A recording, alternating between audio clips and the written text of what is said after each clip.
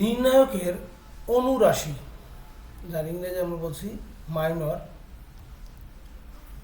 অনুরাশি কি?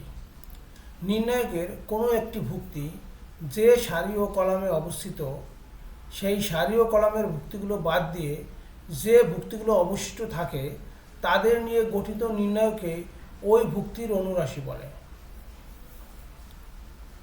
অর্থাৎ নির্ণায়কের কোনো ভুক্তির অনুরাশি হবে ওই ভুক্তিটি যে সারি ও কলামে অবস্থিত, সেই সারি এবং কলাম বাদ দিয়ে বাকি যে ভুক্তিগুলো থাকবে তাদের নিয়ে গঠিত যে নির্ণায়ক হবে সেই নির্ণায়কটি হবে ওই ভুক্তির অনুরাশি। এক কথায় আই যে তম অনুরাশি হবে আইতম সারি এবং যে তম কলামের সকল ভুক্তি বাদ দিয়ে অবশিষ্ট ভুক্তিগুলো নিয়ে গঠিত নির্ণায়ক। আমি আবারও বলছি, নির্ণায়কের অনুরাশি হলো কোনো নির্ণায়কের একটি ভুক্তি যে সারি ও কলামে অবস্থিত, সে সারি ও কলামের ভুক্তিগুলো বাদ দিয়ে যে ভুক্তিগুলো অবশিষ্ট থাকে তাদের নিয়ে গঠিত নির্ণায়ককে বলা হবে ওই ভুক্তির অনুরাশি। পরীক্ষায় সংজ্ঞা আসে এবং অনেক সময় আমাদের অঙ্ক করতে আসে, এমসিকিউতেও আসে অনুরাশি। তাহলে কি আই যে তম অনুরাশি, অর্থাৎ যে ভুক্তিটা আই কমা যে তম অবস্থানে আসে সেই ভুক্তির ক্ষেত্রে আইতম সারি আর যে তম কলামের সকল ভুক্তি বাদ দিয়ে যে নির্ণায়ক গঠিত হবে সেই নির্ণয়কটা হবে আই যে তম ভুক্তির অনুরাশি। আমরা উদাহরণ হিসেবে দেখি, এর সমান একটা নির্ণায়ক আছে 2 4 6 1 2 3 5 6 7। এই নির্ণায়কে 2 এর অনুরাশি,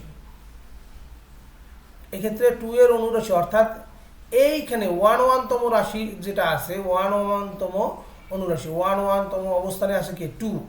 এর অনুরাশিটা কি হবে আমরা আবারও বলছি, দেখো একটু খেয়াল করে, এটার সারি বাদ, তাহলে 2 4 6 এই সারি বাদ আর এই 2 অবস্থিত এই কলামে 2 1 5, অর্থাৎ 1 নম্বর সারি এবং 1 নম্বর কলাম, যেহেতু 1 তম অনুরাশি 1 নম্বর সারি 1 নম্বর কলাম বাদ দিলে নির্ণায়ক হয় 2 3 6 7। তাহলে 2 3 6 7 আমরা জানি 2/2 কর্মের নির্ণয় করার নিয়ম কি, 2 × 7 - 6 × 3, দ্যাট ইজ 14 - 18 = -4। তাহলে অনুরাশির সংজ্ঞা কি, যে ভুক্তির অনুরাশি নির্ণয় করতে হবে সেই ভুক্তি যে সারি কলামে অবস্থিত তাদের বাদ দিয়ে বাকি ভুক্তিগুলো নিয়ে যে নির্ণায়ক গঠিত হবে সেটাই হবে ওই ভুক্তির অনুরাশি। আমরা যদি এখান থেকে বলতাম যে আমাদের এইখানে 7 এর অনুরাশি কত, তাহলে কি হতো, 7 হলো কত 3 3 অবস্থানে আছে, 3 3 অবস্থানে আছে, অর্থাৎ আই এর মান 3 জে এর মান 3। তাহলে এখানে আমাদের 3 নম্বর সারি এবং 3 নম্বর কলাম, 3 নম্বর কলাম হলো 6 3 7, 3 নম্বর সারি হলো 5 6 7। এই সারি কলাম বাদ দিলে থাকে 2 4 1 2। তাহলে 2 4 1 2 যে নির্ণায়কটা হবে, অর্থাৎ 4 - 4 = 0। তাহলে 7 এর অনুরাশি কত, 0। নির্ণায়কটা কত, 2 4 1 2, মান আমরা 0 পাবো। আমার মনে হয় সবাই অনুরাশি সংজ্ঞা বুঝতে পারছে। আমি আবারও বলছি, কোনো নির্ণায়কের যে কোনো ভুক্তির অনুরাশি হবে ওই ভুক্তিটি যে সারি এবং কলামে অবস্থিত সেটা বাদ দিয়ে বাকি ভুক্তিগুলো নিয়ে গঠিত নির্ণায়ক। সহগুণক বা কো-ফ্যাক্টর। সহগুণক বা কো-ফ্যাক্টর, আমি আবার বলছি সংজ্ঞার আগে, আমরা যদি কোনো ভুক্তির অনুরাশি নির্ণয় করতে পারি তাহলে সেই ভুক্তিকে যদি আমরা যথাযোগ্য চিহ্ন, অর্থাৎ তার চিহ্ন কি প্লাস হবে না মাইনাস হবে, অনুরাশিটার চিহ্ন প্লাস না মাইনাস, সেই যথাযোগ্য চিহ্ন যদি আমরা দিতে পারি তাহলে সেই যে ভুক্তিটা হলো বা নির্ণায়কটা হলো সেটাই হবে ওই ভুক্তির সহগুণক। সংজ্ঞাটা দেখি, নির্ণায়কের কোনো একটি ভুক্তির অনুরাশির সামনে যথাযথ চিহ্ন বসালে তাকে ওই ভুক্তির সহগুণক বলা হয়। একটি ভুক্তি আইতম সারি এবং যে তম কলামে অবস্থান করলে তার সহগুণকের চিহ্ন হবে -1 এর পর i + j। তাহলে আইতম সারি যে তম কলামে অবস্থান করলে সহগুণকের চিহ্ন হবে কত, -1 এর পর i + j, অর্থাৎ i যে তম সহগুণকের চিহ্ন হবে -1 এর পর i + j। তাহলে আমাদের এখানে যে এ নির্ণায়কটা আছে, এ নির্ণায়কের 1 তম সহগুণকের সহগুণক কত, a11। 1/2তম সহগুণক হলো A12 আর 2/1তম সহগুণক হলো A12 পরিধি দ্বারা প্রকাশ করে। আচ্ছা, তাহলে আমাদের এ যদি একটা নির্ণায়ক হয়, মানে অর্থাৎ এ বর্গ ম্যাট্রিক্সের নির্ণায়ক এ যদি আমাদের এইটা হয়, তাহলে তার এই যে 1/1তম ভুক্তিতে যে অনুরাশি যে ভুক্তিটা আছে সেই ভুক্তির সহগুণক হবে আমরা A11 বলবো। 1/2তমতে থাকলে A12 বলবো, 2/1তমতে থাকলে 2/1 বলবো। এতে আমাদের সুবিধাও আছে। এই যে 1/1 এটাই আমাদের আইতম সারি যেতম কলাম, অর্থাৎ A11 মানে 1 নম্বর সারি এবং 1 নম্বর কলামে যে ভুক্তিটা আছে সেই ভুক্তিটা। আমরা দেখি A সমান 2 4 6 1 2 3 5 6 7 নির্ণায়কে 2 এর অর্থাৎ 1/1তম সহগুণক, তাহলে এইটা হলো কি 1 নম্বর সারি এবং 1 নম্বর কলামে এই 2 অবস্থিত, তাহলে এর সহগুণক A11 মাইনাস 1 এর পাওয়ার 1 আছে যেহেতু 1 প্লাস 1।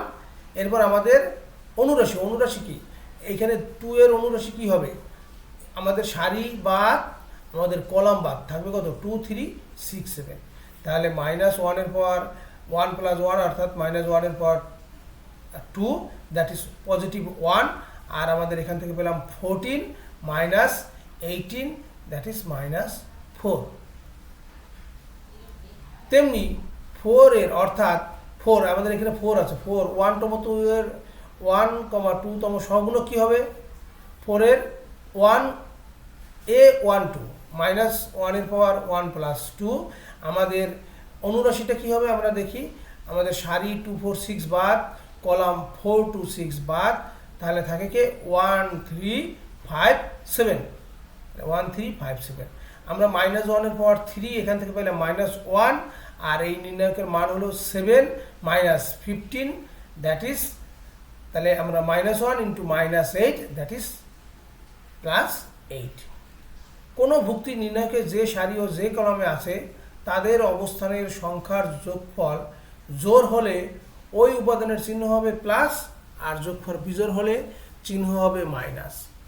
অর্থাৎ এখানে বোঝানো হয়েছে যে আমাদের প্রথমটা কত A11, 1 আর 1 যোগ করলে হয় 2, তাহলে এই ভুক্তির অনুরাশির আগে প্লাস চিহ্ন দিলেই আমাদের সহগুণকটা পাওয়া যাবে। আবার 4 2 4 এখানে সরি 4 কোথায় অবস্থান করছে, 4 হলো 1 নম্বর সারি 2 নম্বর কলাম, অর্থাৎ 4 এর অবস্থান 1 2, তাহলে 1 2 যেহেতু 1 আর 2 এর যোগফল কত 3 বিজোড় সংখ্যা, তাহলে 4 এর অনুরাশির সাথে মাইনাস 1 দ্বারা গুণ করলেই আমরা 4 এর সহগুণক পেয়ে যাব।